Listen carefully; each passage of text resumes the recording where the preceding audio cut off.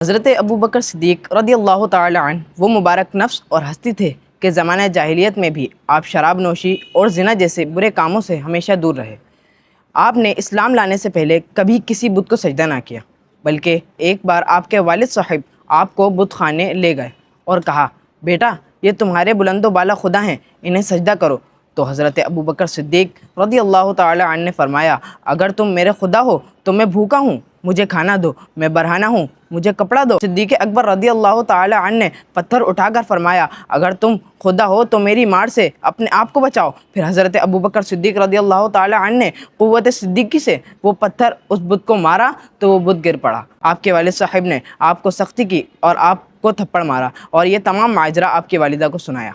آپ کی والدہ رضی اللہ تعالی عنہ نے کہا، اسے اس کے حال پر چھوڑ دو، کیونکہ جب یہ پیدا ہوا تو میں نے غیب سے ایک آواز سنی، اے اللہ کی سچی بندی، تجھے خوشخبری ہو، یہ بچہ عتیق ہے اور اس کا نام آسمانوں میں صدیق ہے اور یہ محمد صلی اللہ تعالی علیہ وآلہ وسلم کا صاحب اور رفیق ہے۔ حضرت ابو بکر صدیق رضی اللہ تعالی عنہ ایسی شان کے مالک تھے کہ بچپن میں آپ کو بتوں کو خدا ماننے کا کہا جا رہا تھا، مگر آپ نے نہیں مانا کیونکہ آپ کا مستقبل بڑا شاندار تھا۔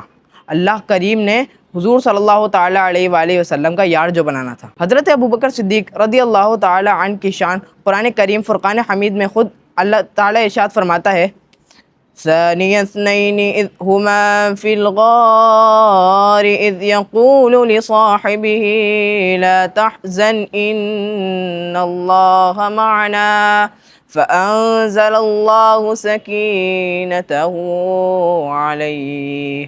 یہ دو میں سے دوسرے تھے جب دونوں غار میں تھے، جب یہ اپنے صاحب سے فرما رہے تھے کہ غم نہ کرو، بے شک اللہ ہمارے ساتھ ہے، تو اللہ نے اس پر اپنی تسکین نازل فرمائی۔ پیارے اسلامی بھائیوں، اس بات پر تمام علماء کرام کا اتفاق ہے کہ اس آیت میں لصاحبہ سے مراد حضرت ابو بکر صدیق رضی اللہ تعالی عنہ ہیں، یعنی حضرت ابو بکر صدیق رضی اللہ تعالی عنہ کی صحابیت کی گواہی خود قرآن کریم دیتا ہے۔ حضرت ابو بکر صدیق رضی اللہ تعالی عنہ کا دل بالکل پاک و صاف تھا۔ آپ کے دل میں کسی مسلمان کے لیے کوئی بغض و کینہ نہیں تھا، چنانچہ اللہ پاک اس کی گواہی دیتے ہوئے فرماتا ہے، وَنَزَعْنَا مَا فِي صُدُورِهِم مِّن غِلٍّ إِخْوَانًا عَلَى سُرُرٍ مُتَقَابِلِينَ، اور ہم نے ان کے سینوں میں موجود کینہ کو کھینچ لیا، وہ آپس میں بھائی بھائی ہیں، وہ آمنے سامنے تختوں پر بیٹھے ہیں۔ یہ آیت کریمہ بھی صدیق اکبر رضی اللہ تعالی عنہ کی شان میں نازل ہوئی۔